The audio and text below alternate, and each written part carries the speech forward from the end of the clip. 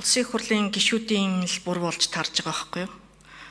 Сонгуулийн тоног төхөөрөмж авах төсөв одоо төсөв шаардлагатай байна гэд оруулж ирэхэд 70% хасч өгөөл 30% баталж өгчөөл тэгэл бэлтгэрийг хангасан уу гэж асуугаад сууж байгаа юм.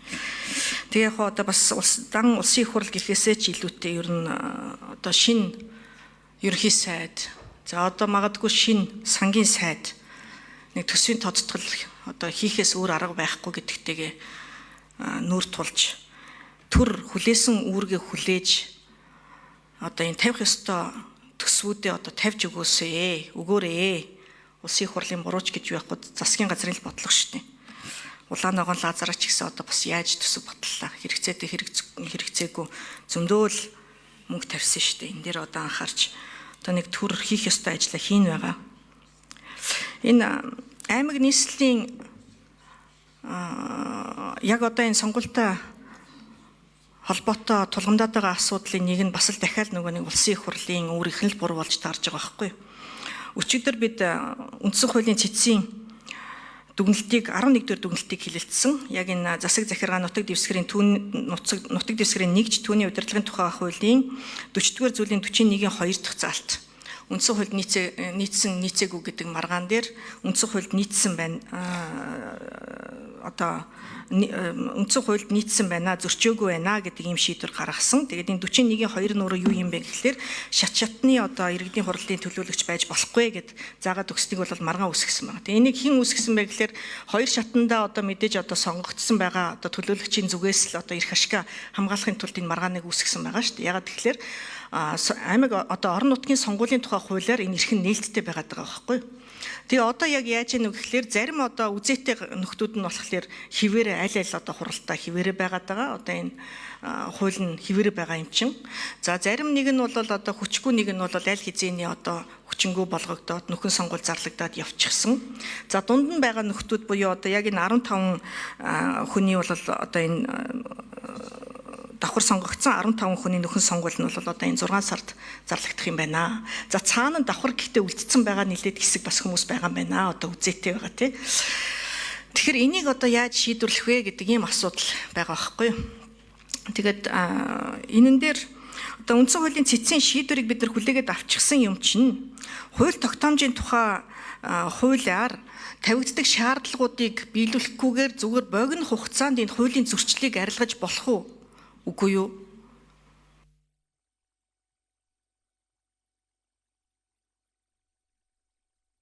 За 1 минутаа тодруулах ариун зээг шүү. Тэгэхээр санал юу байна вэ гэхлээр нэгэнтээ бид нар өчигдөр энэ үндсэн хуулийн цэцгийн дүгнэлтийг хүлээгээд авчихсан учраас хууль хоорондын зөрчлийг арилгах үүднээс маш богино хугацаанд төрийн байгуулалтын байнгын хорооноос ажлын хэсэг гаргадаг санжуу эсвэл төрийн байгуулалтын байнгын хороо өөрөө энэ хуулийн төслийг өргөн барьдаг санжуу яг энэ орон нутгийн сонгуулийн тухай хуулийн тэр тухайлсан одоо зөрчил үүсгэж байгаа заалтыг хүчингү болгох ийм одоо богино ганцхан өгүүлбэртэй хуулийг одоо оруулмаар байна. Тэгэхгүй бол нийтд нь одоо энэ сонгуулийн тухай хуулийг өөрчлөн гэдэг ердөөс энэ асуудлуудаа цэгцлэхгүй ингээд орхичод байгаа нь эргээд сонгогдсон болон одоо энэ сонгуульд оролцох гэж байгаа хүмүүст бол маш шудраг бус байдлыг үүсгэж байгаа байхгүй юу? Хууль нь ердөөсөө одоо өөрчлөгдөөгүй байгаад. Тэгэхээр энэ 6 сараас өмнө нэн яралтай энэ одоо сонгуулийн хуулийн өөрчлөх шаардлагатай. За ууг нь бол тэгээд альва хууль нөхөж одоо хоошоогоо үйлчилдэггүй юм байгаа. Тэгэхээр ингээл бас л асуудалтай байгаа байхгүй юу? За ариун зээг шинэ асуултанд 4 номерын микрофон. За гишүүний асуултанд хариулъя. За өнөөдрийн байдлаар бол одоо нөхөн сонгуул зарлаагүй 8 сумын 16 давхардсан төлөөлөгчл одоо байна л да. Тэгэхээр үлдсэн байгаа нь. Тэгэхээр энэ дээр бол одоо ингээд цэцгийн зүгээр сонгуулийн хороо бол ийм шийдвэр гарсан. Энэ асуудлыг одоо хууль дүрмийнхаа хүрээнд зэгцлэх ёстой шүү гэдэг иргэдийн хуралд нь л одоо шаардах хэрэгтэй. Тэгээд иргэдийн хурал бол орон нутаг асуудлаа өөрөө шийдээ явуулдаг. Нэгэн бол татгалзуулах юм уу, яах юм энэ гэдгээ ямар ч байсан бид одоо өөрийнхөө хуулийнхаа хүрээнд энэ шаардлагаа бол хөргүүлнэ. Тэгээд хурал маань одоо яаж шийдэхийг бол бид мэдэхгүй байгаа. Ер нь бол 23 оны сонгуульд орон нутгийн нөхөн сонгуул болохоос өмнө ийм зөрчил байна гэд бид хуулийн орон нутгийн хуульд өөрчлөлт оруулъя гэдэг саналаа бол сонгуулийн ороо бол өргөн барьсан шүү дээ. Тэгээд нөгөө цагаан хугацааны хайчинд ороод тэр маань батлагдаагүй ингээд ийм л үр дагавар хүрээд байгаа юм л да. Тэгээд яг хуу одоо 28 оны орон нутгийн сонгуульд энэ үр дагаврууд, энэ зөрчлүүд бол арилжих байхаа гэж бодож байгаа. Бид бас бидний санал бол бэлэн байгаа. За, нэмэлт 1 минут. Ариун зэ гишүүн. Сонгуулийн хорооноос биш, би сандаг очир дарга би танаас асуугаад байгаа байхгүй юу? Бид одоо яг энэ цэцгийн дүгнэлтийг хүлээн авсантай холбоотойгоор тэд хоногийн дотор хуулийн зөрчлийг одоо арилгах тэр одоо заалтыг одоо ашиглаж болох уу? Яг энэ тухайлсан ганцхан энэ заалтын зөрчлийг энэ богино хугацаанд арилгаж болох ийм гарц гаргалгаа байна уу? Эсвэл ийм гарц гаргалгаа байхгүй бол энэ орон нутгийн сонгуулийн тухай хуулийг тэр хууль тогтоомжийн тухай хуулийн тавигдах шаардлагуудыг нийцүүлж одоо батлах ёстой юу? Эсвэл цэцгийн дүгнэлттэй холбоотойгоор яг тухайлсан тэр орон нутгийн сонгуулийн тухай хуулийн энэ зөрчил үүсгэж байгаа тус заалтыг дангаар нь хүчингү болгох энэ асуудлыг яаралтайгаар улсын их хурлд оруулж болох уу? Ийм гарц гаргалгаа байна уу?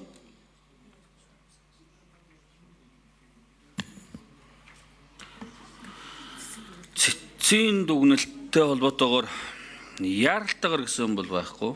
За, та өөрөө хууль санаачлагчийн хүрээнд одоо хууль санаачлаад боловсруулад ороод ирэх болцоо боломжтой хуулиар байгаа. За, яг хууль хоорондын зөрчлөөс болж энэ одоо нийтдээ нэг 48 мандатаар сонгуул болох гээд байна. Аймгийн 9, сумын 39. За, энэ дээр 15 одоо мандат дээр болох сонгуул бол энэ хууль хоорондын зөрчлөөс үүдэлтэйгээр сонгуул болох гэж байна, тийм үү? Сонгуулийн орхон тий.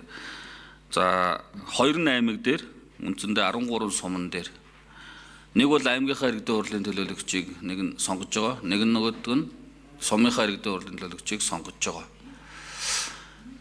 Тэгээ ямар ч гэсэн одоо бид нэр та бол одоо дахин сонгуул, нөхөн сонгуул явуулахгүйгээр наан хуулиа засаад энэ одоо заалтыг өөрчлөөд нөхөн сонгуул явуулахгүй байх асуудлыг ярих гэдэг нь тийм үү? Би тэгж ойлгодоо зөв. Үгүй юу? Тэр чинь дараагийн асуудал шүү дээ. За, та ахад нэг тодруулъя да. Ариун зэ гишүүн. За, би юу гэж хэлэх гээд байна уу гэхлээр одоо хууль өөрчлөгдөөгүй зөрчил хിവэрэ байгаад байгаа байхгүй юу?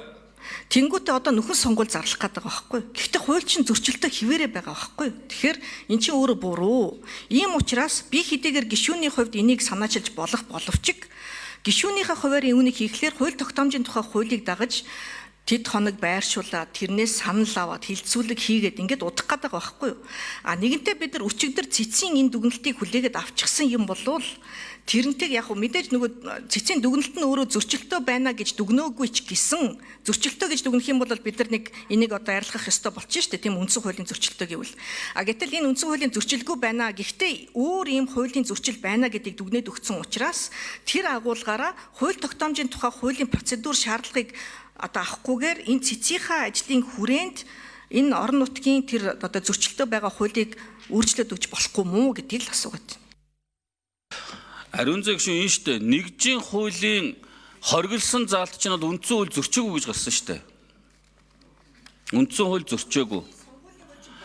Гомдол гаргахжуул нэгжийн хуулийн 40-1 баха хоригдсан.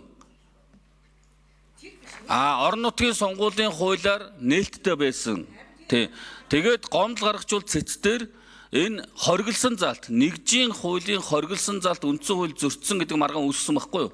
Цэц бол энэ заалт бол үндсэн хууль зөрчөөгүй байна гэдэг маргаан гаргацсан.